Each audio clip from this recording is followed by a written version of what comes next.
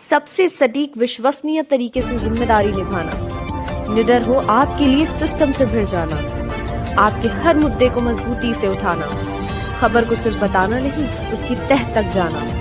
आप देख रहे हैं सहारा टुडे।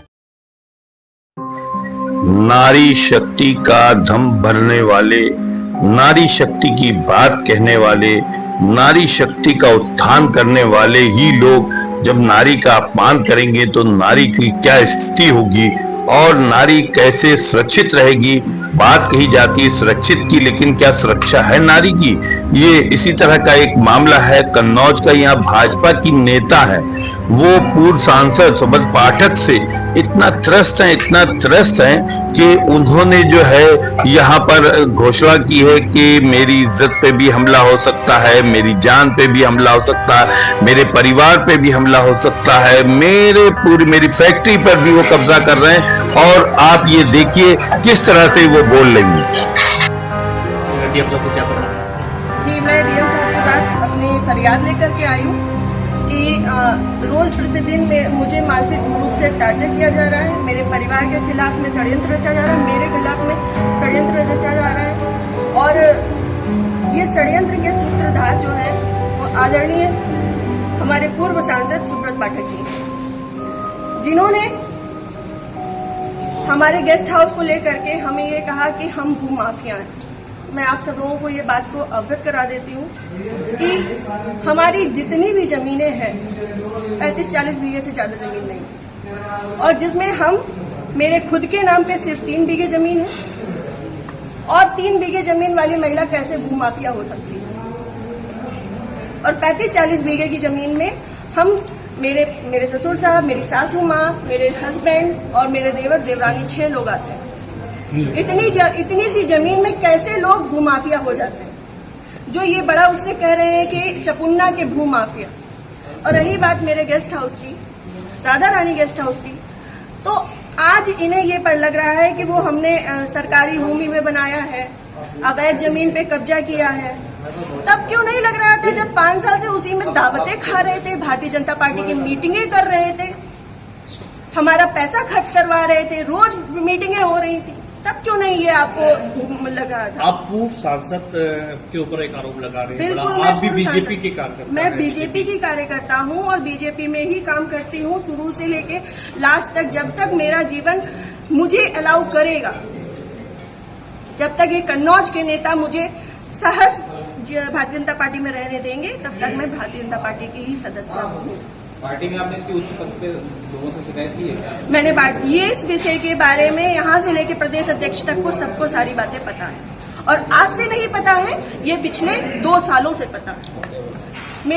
मेरे पिताजी, मेरे ससुर साहब, मेरे हस्बैंड, मेरे हम सब लोगों के लिए हत्या तक का मतलब षड्यंत्र रचा जा चुका है और विगत के चुनाव के निर्णय के बाद ही रचा गया।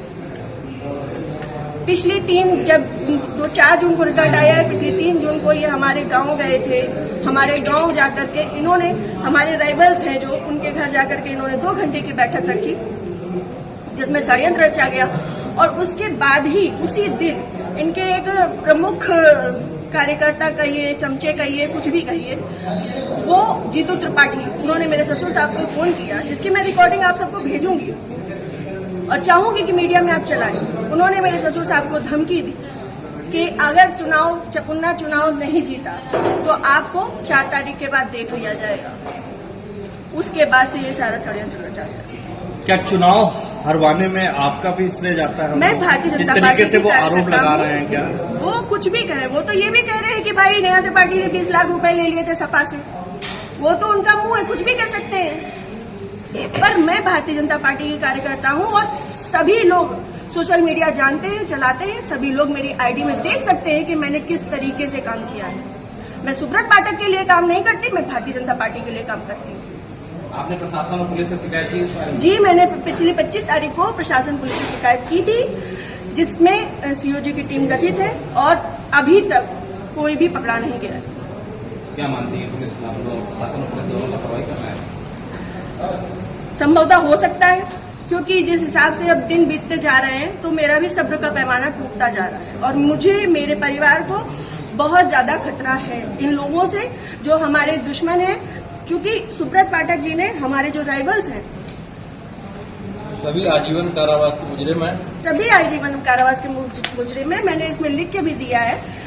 संदीप तिवारी, प्रदीप तिवारी, मनोज अग्निहोत्री, ये बलात्कारी केस पे और आजीवन कारावास, गैंगस्टर, इन पे सब तरीके की धाराएं लग चुकी हैं इनमें, ऐसे लोगों के साथ में। और जिसको इन्होंने हम लोगों की सुपारी दी है, अखिलेश यादव उर्फ छक्की, वो इनके हाँ यहाँ ठटिया का ही निवासी है, गांव झहुआ है उसका। वो इन लोगों के साथ में, सुब्रत पाठक के साथ में भी जेल में रहा है और इन लोगों के साथ में भी जेल में रहा है और अभी फरार है। और इन लोगों की मोटरसाइकिल भी उनके पास है, अभी तक वो भी बरामद नहीं हुई। ये लोग सिर्फ मेरा मानसिक, शारीरिक और चारित्रिक शोषण करते आ रहे हैं 2 साल से। मैं 3 साल से मैं बहुत ज्यादा परेशान हो चुकी हूँ। अब ये चीजें नहीं होंगी। आज आपने जिलाधिकारी से बातचीत की, क्या उन्होंने आश्वासन दिया? उन्होंने मुझे पूर्ण आश्वासन दिया है कि इस पे निष्पक्ष जांच होगी, क्योंकि हमारे पास रिकॉर्ड्स भी हैं, हमारे पास सबूत भी हैं और बहुत सारी चीजों के सबूत हैं। समय आने पे मैं वो सब आपके सामने रखूंगी। जिले में जो भी भ्रष्टाचार हो रहा है, जो जिला पंचायत में भ्रष्टाचार हो रहा है, जो ब्लॉक प्रमुख में भ्रष्टाचार हो रहा है, ब्लॉक में भ्रष्टाचार हो रहा है, वो सारी चीजें मैं आप सब लोगों के सामने रखूंगी। अगर आपकी सुनवाई आज नहीं होती तो आगे क्या कदम उठाएंगे आप? मैं आप लोगों का सहारा लूंगी और आप लोगों का सहयोग, मुझे पूर्ण विश्वास है कि मेरे साथ हमेशा रहेगा। और मैं इस पे अपनी अंतिम सांस तक अब फ्रंट के पैमाने में आकर के लड़ूंगी।